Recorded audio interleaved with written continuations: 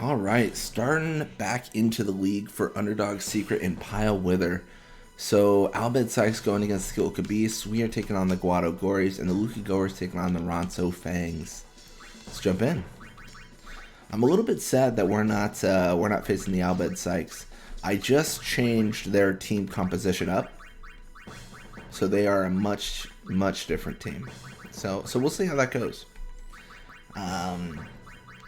If I'm honest with you guys, I don't know if it's better, but it is different. I feel like I feel like we need a change. Like I didn't want the team to be the same. Like from 1 to 99, I wanted them to make some pretty drastic changes. I think I'm trying to think if I do just want to talk about their composition now. I don't know. It's tough to say. But let's push right side.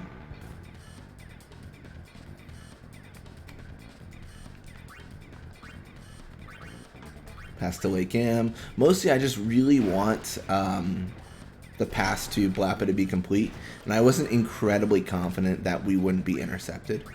Or not intercepted, but I wasn't confident that our pass wouldn't be reduced to the point where Blappa fumbles. So pass to Lake Am first just to make sure. It's a shorter pass, and then she passes to Blappa. As you guys saw in that encounter, though, we actually had nothing to worry about. Like, if we had just passed to Blappa, it would have been fine. It's just really extra security at that point for us. But it looks like bounces off Noi, and then Auto will claim. So we don't score, and the anti-net prevents the sleep. So all in all, not super great for us, but Auto with the ball. Let's see what he can do with it. So you got Lake Am encountering, tackling through. It's looking really promising for Lake Am to get the ball. I mean, Auto just doesn't have the endurance to back it up, right? I mean, that's really the core issue. Auto Guado is not equipped to be a forward. I mean, he was basically acting like a forward there. As a defender, he encountered our defender. Like, that shouldn't happen if you're playing Blitzball the right way. But the AI, the decision making it makes is just a little bit rough. You know, it's not advised. If I saw anyone doing that in Blitzball, I'd be like, okay, well, you really don't want to win. You really want to give the ball away. Like there was really no advantage to that besides just a turnover. But yeah, Noi with the super goal again, and we were close enough that time to really kind of force it in.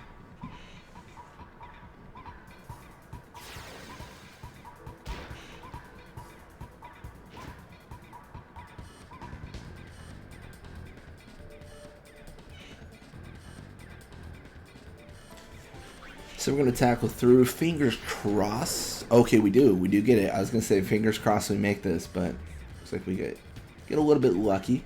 And then we're going to try to pass. The thing is, we probably need to pass to Eager. We need to pass to whoever's going to make it so that Blappa will swim forward. Like, we just need Blappa to move forward. Maybe. Or we could just sleep everyone. It's also a viable option. I didn't really expect sleep to take effect. I mean, yeah. Because in this scenario, Gear Guado would still be by Blappa, and it would not be ideal. But here, like, we're kind of good. No one even encounters us. Look at this. I think Fafnir Fang was touching on that. But yeah, occasionally the position of the opposing players, like, they'll reset and they'll stay for a moment and not do anything. I feel like I'm not good at reliably triggering that, or at least identifying it happening. So I don't know if that's a good strategy for me to do. If I paid more attention, I probably could figure that out. But I'm definitely playing a little bit more lax Blitzball when I do the journeys. It's funny because when I was doing like the dark matter grind, like I was like tunnel visioned in. Like I was like, I'm playing Blitzball and that's what I'm doing. Like I wasn't doing many cute things, right? Like I was really just like, I'm gonna crush these teams, and I recorded it, so there's a playlist, Dark Matter Grind. But I really, it's just a lot of invisible shot if I remember correctly, and I did switch up the teams a little bit. As the title implies, it was a grind for Dark Matter. The only real reason it exists, if I'm gonna be 100% honest with you guys, is I was doing a Final Fantasy Overpowered series. And to do that, like, I was getting dark matter early on. And I think there's, like, there's a certain thrill with like the grind for items. So the dark matter grind series almost shows as like proof that I did grind for these and I didn't cheat them into the game, you know. I don't know, there's just like a certain like subsection of that, right? Like all the way from like Circle Master getting 99 in the Final Fantasy VII Reactor to, you know,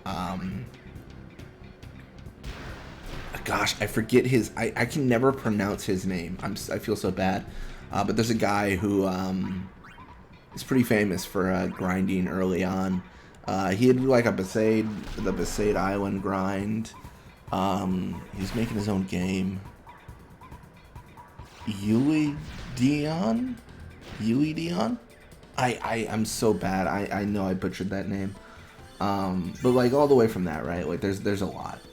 I think Primal Liquid does a lot of stuff like that. There's a bunch of content creators that do that stuff. But Lake Am, level 56, more HP attack, block endurance.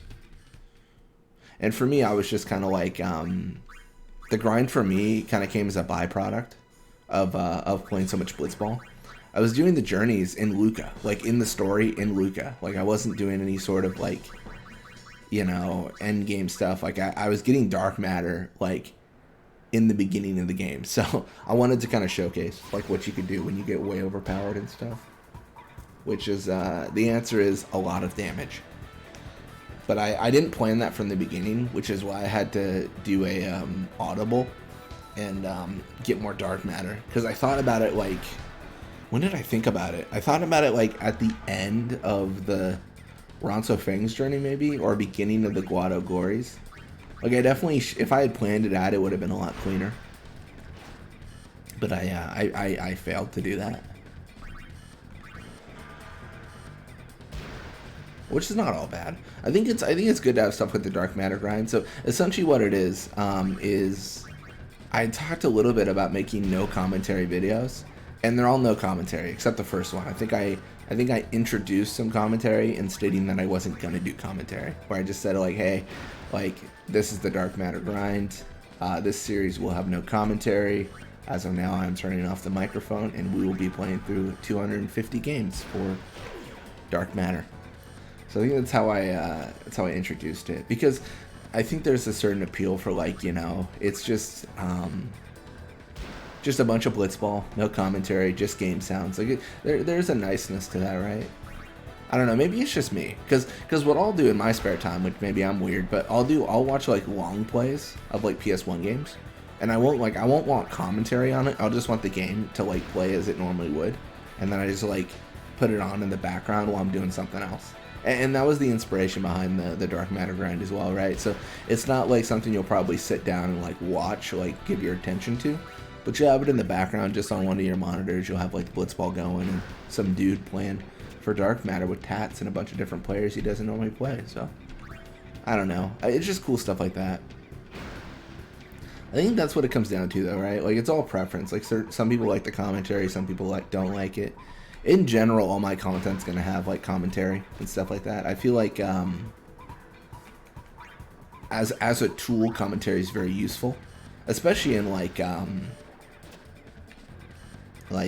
Blitzball and stuff, like talking about how it's going and everything. Certain things you strictly don't want it. Like some of the future content I'm gonna be doing, it's gonna be like specific dialogue that characters say. And I could probably like get by with like cutscenes and like stuff like that. Like have like a fade to black with like text maybe and things of that sort. I don't know. It's like different motivations, right? Because for me, when it comes to like me recording commentary and stuff, like it's just kind of like I'm hanging out, I'm recording commentary, we're just doing like a journey. When I'm recording dialogue, there's a certain point of like, I need to make this as like efficient as possible so that the people watching it, like I don't waste their time. So that's like the idea.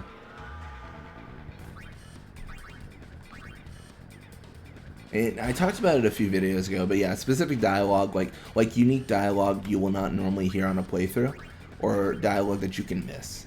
So just cool stuff like that people might not see. Like not storyline stuff, not like, you know, we're on the boat and Waka's talking. Like obviously he's talking, you need to talk to him to progress the story. You know, nothing like that. More like missable stuff and things of that sort, and just, you know, cool little tidbits. There is actually quite a bit of dialogue that I feel like people do miss, and that's the thing though. Like, you don't even realize you miss it, right? Like, because it's you've got to like know what to do to trigger it, kind of thing. So that's like the unique stuff.